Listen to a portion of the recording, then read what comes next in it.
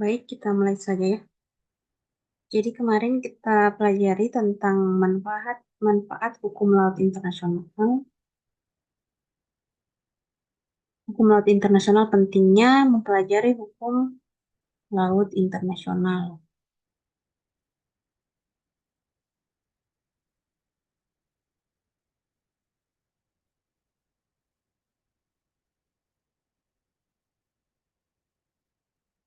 Untuk pembahasan yang kedua, ada dua pembahasan yaitu sejarah perkembangan hukum laut dan sejarah konferensi hukum laut internasional. Jadi sejarah hukum laut internasional ini memiliki perjalanan panjang yang melibatkan prinsip hukum, negosiasi antar negara, dan perkembangan teknologi. Perkembangan hukum internasional yang pertama disebut dengan era klasik atau masa klasik, di mana laut di sini masih dianggap sebagai area bebas atau wilayah bebas yang dapat dimanfaatkan oleh siapa saja, terutama dalam perdagangan. Menurut eh, Hugo Grotius, ini ahli hukum asal Belanda yang pertama kali mencetuskan laut bebas atau Mare Liberum. Menurut Grotius, bahwa laut itu tidak bisa dimiliki oleh negara manapun dan semua negara memiliki hak yang sama untuk menggunakan laut. Menurut teorinya Grotius, laut ini sebagai wilayah bebas karena sifatnya tidak bisa dikuasai oleh suatu negara. Prinsip ini mendominasi pemikiran hukum laut selama beberapa abad. Jadi pemikiran tentang laut sebagai area bebas sudah lama dipakai di beberapa abad di negara lain, di banyak negara yang mencoba menguasai wilayah laut tertentu. Jadi sebelumnya jauh di sebelum masa klasik ini ada lautnya ini bisa dimiliki oleh negara manapun atau kekayaan alamnya bisa diambil. Tidak ada aturan tentang hukum laut internasional. Lalu di era abad ke-17 sudah ada perkembangan tentang konsep kedaulatan laut. Menurut John Sheldon dari Inggris, yang mengajukan konsep mare clausum atau laut tertutup sebagai respon dari prinsip Grotius. Berarti dia menentang atau mengajukan konsep laut yang tertutup, di mana negara di sini dapat mengklaim kedaulatan atas wilayah laut yang tertentu, terutama zona pantai atau perairan teritorial. Berarti di abad ke-17 sudah ada, hingga ke abad ke-19 sudah ada konsep tentang laut tertutup di mana negara tertentu sudah memiliki batas-batas wilayah lautnya di zona pantai atau perairan teritorial. Menurut Sheldon, negara ini memiliki garis pantai dan juga harus memiliki hak eksklusif untuk mengendalikan laut di sekitar mereka. Pandangan ini mulai diterima di beberapa negara yang kuat, negara yang maju, yang menjadi dasar klaim terhadap perairan teritorial. Berarti sudah ada peraturan tentang hukum laut di zona pantai dan perairan teritorial.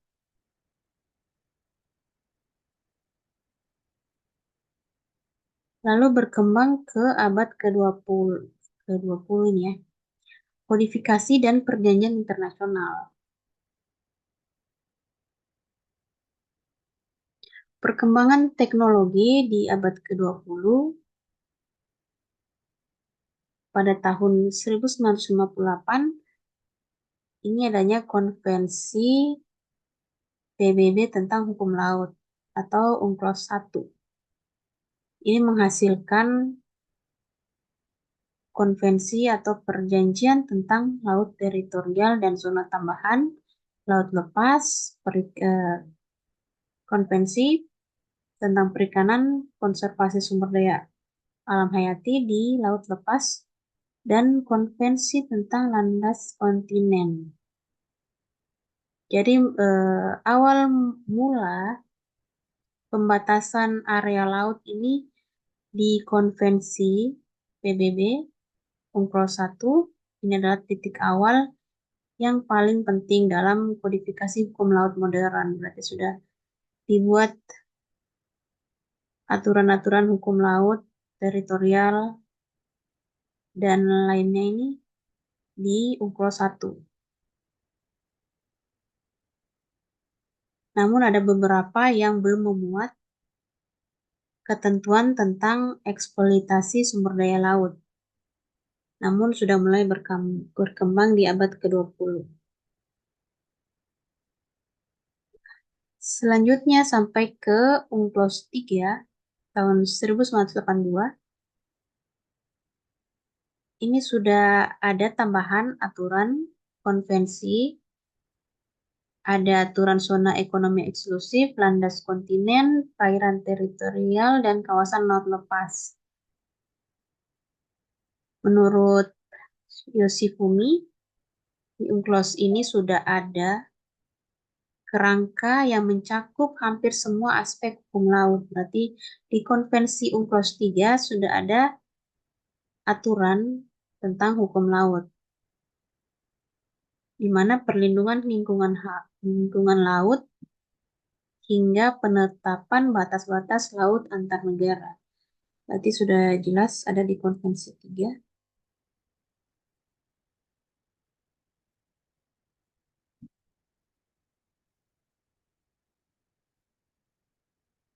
Setelah UNCLOS 1982, UNCLOS 3 ini berkembang lagi hukum laut kontemporer. Menurut David Preston, konsep hukum laut aturannya ini untuk menjaga keseimbangan antara kepentingan ekonomi, keamanan, dan perlindungan lingkungan. Jadi seiring dengan perkembangan konferensi UNCLOS 3, ini punya tantangan baru tentang instrumen penting dalam perkembangan hukum internasional. Yang seharusnya di aturan itu adanya keseimbangan tentang kepentingan ekonomi, keamanan, dan perlindungan lingkungan.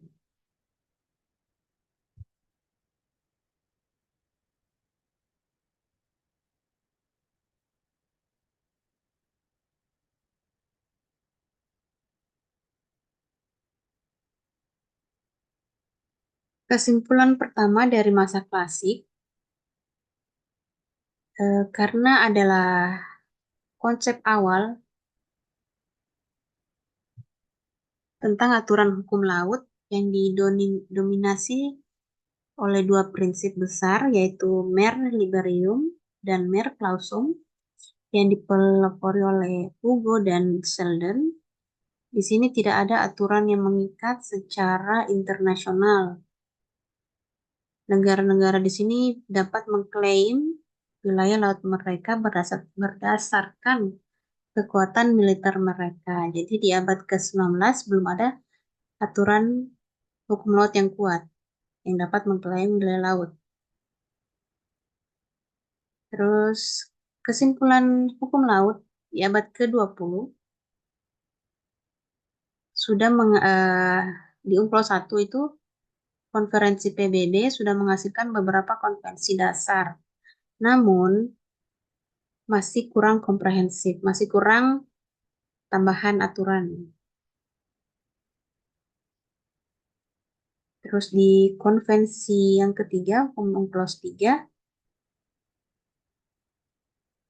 Kesimpulannya ini sudah mulai lengkap aturan hukum lautnya, namun harus diseimbangkan dengan hak dan kewajiban negara dalam memanfaatkan laut dan sumber dayanya.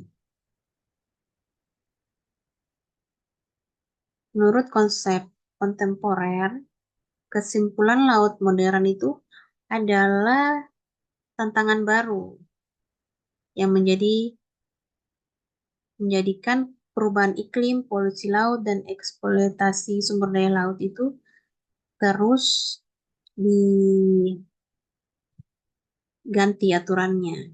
Jadi, menurut teori kontemporer modern, ini harus adanya penegakan hukum yang lebih efektif dan kerjasama internasional yang erat dalam menjaga sumber daya alam di laut, gitu.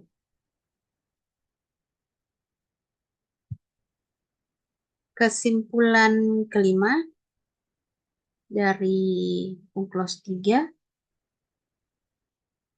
ini tetap menjadi landasan utama hukum laut modern, walaupun perubahan global terus menuntut penyesuaian lebih lanjut dalam peraturan dan penerapannya. Walaupun sudah ada UNCLOS 3, namun karena sering berjalannya waktu, hukum laut modern harus sesuai dengan perkembangan zaman. Selanjutnya, pokok bahasan yang kedua itu tentang sejarah Konferensi Hukum Laut Internasional.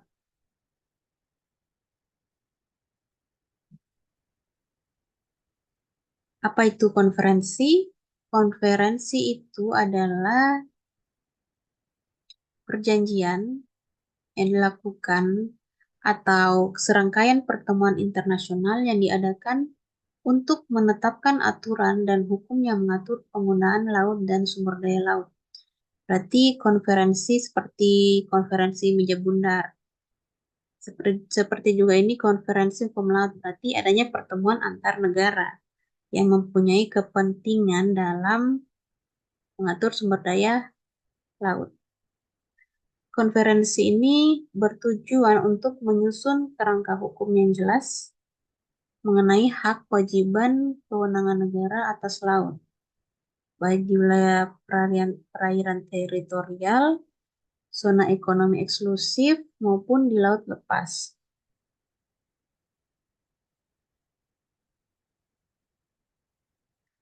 Perjanjian UNCLOS ini pertama ditandatangani 10 Desember tahun 1982 dan mulai berlaku tahun 94 bulan November. Berarti lama ya jangka waktunya sampai banyak diberlakukan di negara. Hingga saat ini ada 160 negara dan Uni Eropa yang menjadi pihak dalam konferensi tersebut. Jadi ada 160 negara yang menyusun kerangka hukum hukum laut internasional. Meskipun banyak negara yang mematuhi prinsip negaranya sendiri seperti Amerika Serikat yang belum meratifikasi UNCLOS. Berarti ada perjanjian yang dibuat bersama dan ada UNCLOS yang dibuat negara sendiri.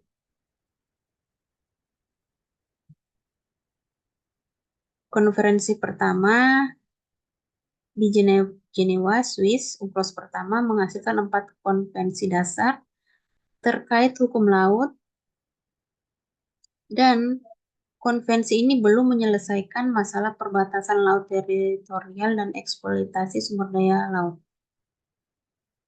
Jadi UNCLOS 1 ini belum rampung ke tahun 1960 untuk menyelesaikan isu yang tersisa dari UNCLOS 1, yaitu UNCLOS 2, tetapi gagal mengalami kesepakatan mengenai batas wilayah dan penentuan zona ekonomi eksklusif. Nanti di UNCLOS 3, konferensi ketiga, baru menghasilkan konvensi yang menetapkan kerangka hukum laut internasional. Ini juga menetapkan tentang perlindungan hukum laut dan penyelesaian sengketa maritim atau pelayaran perdagangan. Berarti di UNCLOS 3 baru sempurna hukum lautnya, aturan tentang hukum laut internasional. Apa itu UNCLOS? UNCLOS adalah Konvensi Perserikatan PBB bangsa-bangsa tentang hukum laut, tentang perjanjian internasional yang mengatur berbagai aspek hukum laut dan penggunaan sumber daya laut. Berarti ini konvensi perjanjian seluruh negara yang ikut dalam konvensi tersebut untuk mematuhi segala aturan dalam hukum laut internasional. UNCLOS ini bertujuan menciptakan kerangka hukum yang komprehensif untuk pengelolaan laut dan sumber daya yang ada di dalamnya. Jadi seperti di negara yang belum merdeka seperti Palestina, aturan tentang hukum laut karena negaranya belum diakui dan konstitusinya belum diakui, jadi tidak bisa ikut dalam, tidak bisa memakai sumber daya laut karena tidak ikut dalam perjanjian internasional ini.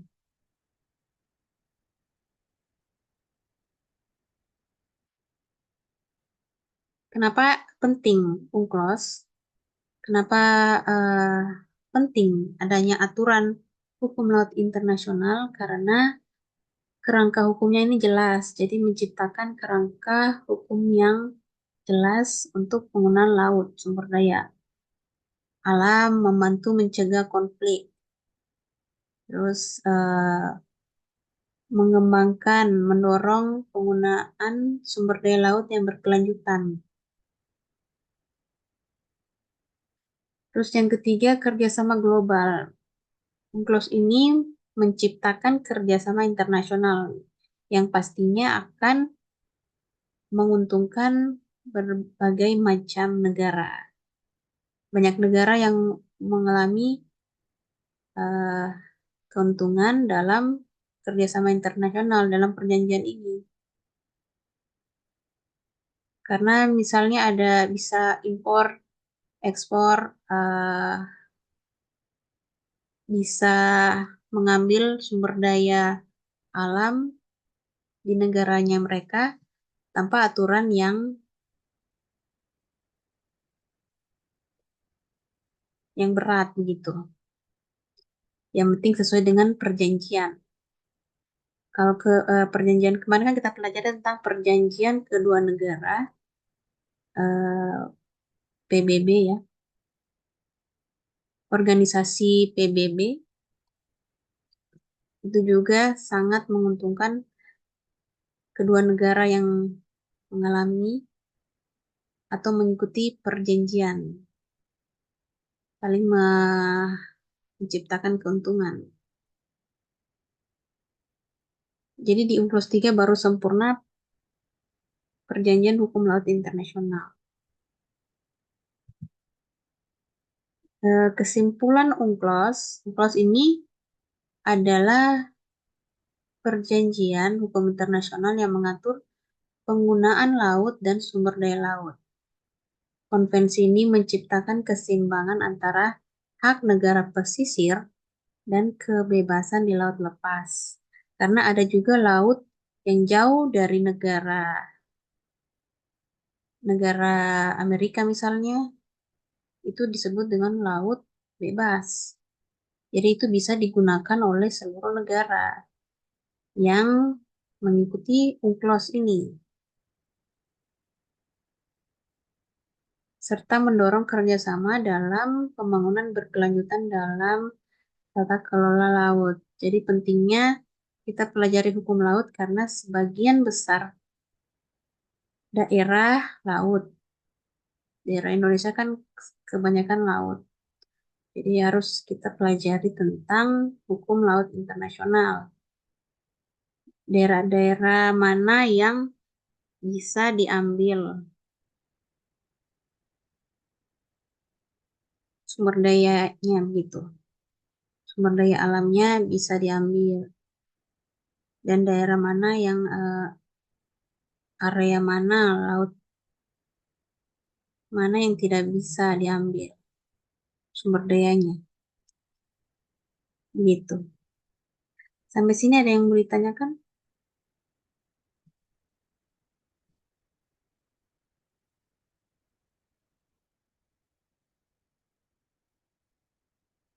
Yang tidak hadir siapa? Sri,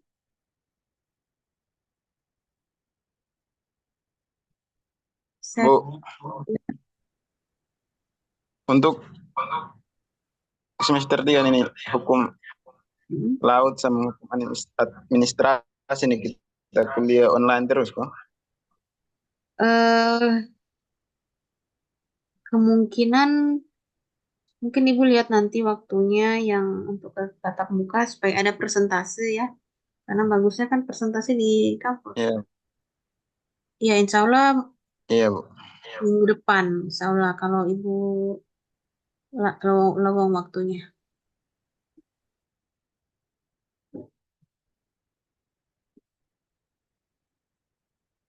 Oke, sampai di sini ada yang mau bertanya tentang sejarah perkembangan hukum laut dan teori konferensi hukum laut.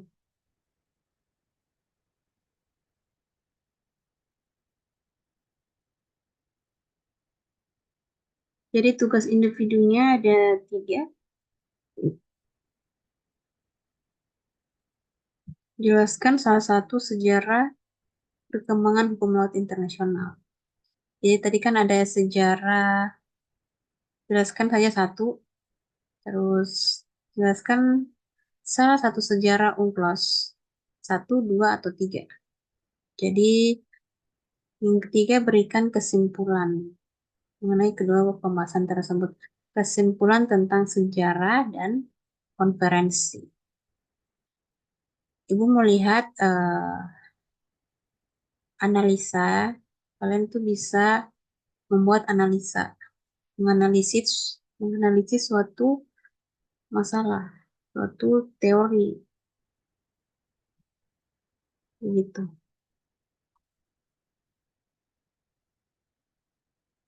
Jadi jam berapa nih? 2:30 ya. Insya Allah kita minggu depan lagi. Karena full ini, kalau mata kuliah untuk semester ini full. Misalnya Senin itu biasa 3, biasa dosennya ada berapa? Ada 3, soalnya kan semester 1 dan 3. Kemarin kan cuma satu semester. Jadi 1 minggu itu full. Jadi ibu mata kuliahnya cuma 1 hari 3 begitu. Supaya eh, menghemat waktu. Iya Bu. Mm-mm. Kalian juga kan bisa istirahat. Kalau ibu pindahkan Senin, Selasa, Rabu, nanti agak pusing ya. Jadi digabung saja begini ya, nggak apa-apa ya. Iya, tidak apa-apa. Mm-mm. Jadi tiap minggu 1 kali kita kuliah, langsung kita 3 mata kuliah supaya untuk meringkas Iya. waktu, supaya kita menghemat waktu dan bisa istirahat juga untuk mata kuliah selanjutnya. Karena ibu harus buat 3, eh, 6 mata kuliah, 6 materi. 1 minggu ibu harus buat 6 materi karena 6 mata kuliah ibu ajar semester 1 dan 3. Ya tidak apa-apa, yang penting kalian rajin saja. Kemarin mungkin ada yang bermasalah nilainya mungkin, ya.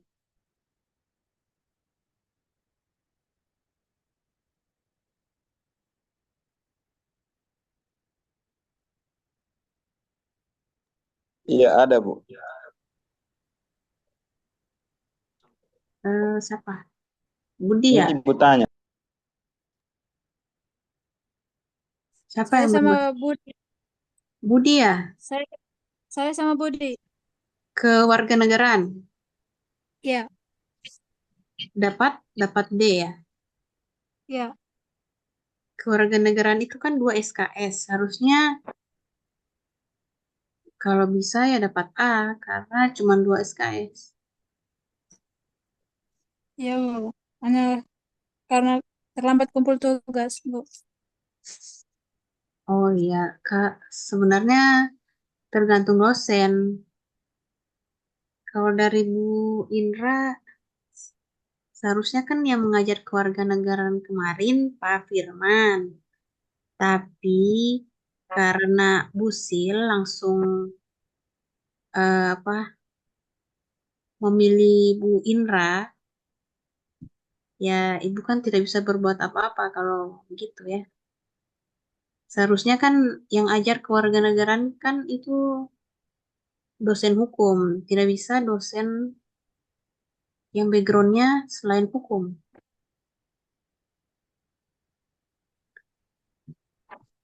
Makanya kemarin Ya, Ibu beritahu ke Bu Sil kalau bisa kewarganegaraan itu jangan lagi dosen hukum, dosen yang lain. Karena kasihan nilainya mereka kalau ada yang nilai bermasalah. Kita tidak bisa handle. Ini dosen lain, dosen hukum, bukan dosen hukum. Kalau mungkin dosen hukum, Ibu bisa kasih tahu. ya, Bu.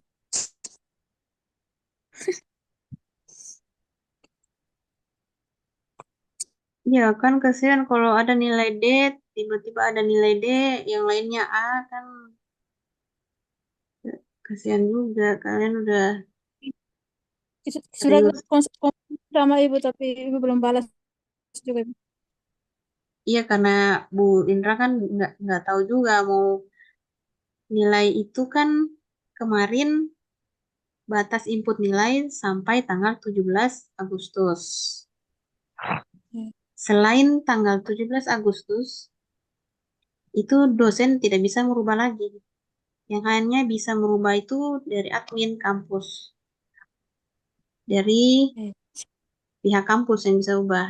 Karena penginputan nilai sampai hmm, Juli ya. Akhir Juli ya, bukan.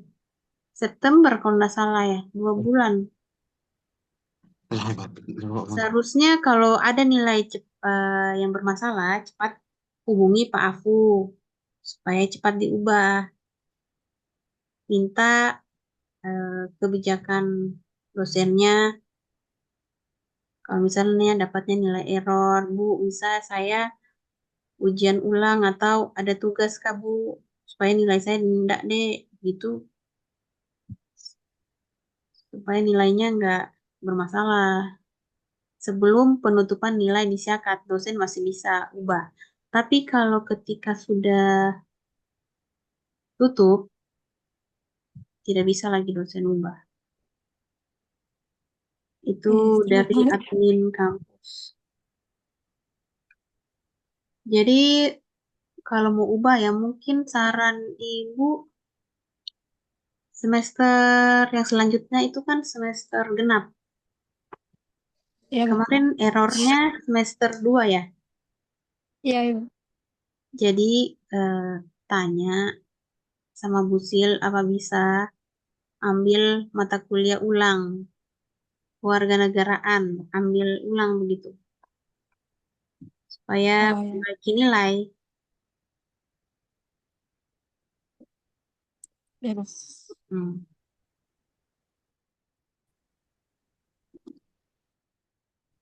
Oke, jelas.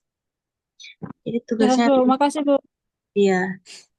Jadi kalau ada nilainya yang jelek semester apa, misalnya semester ganjil, bisa diulang di semester ganjil, mengikuti. Jadi ikut ulang begitu. Ya, Seharusnya kan kalau ada nilai jelek, D itu kan seharusnya bisa diperbaiki. kecuali error. Error itu ulang. Kalau D itu masih bisa berubah jadi B atau C.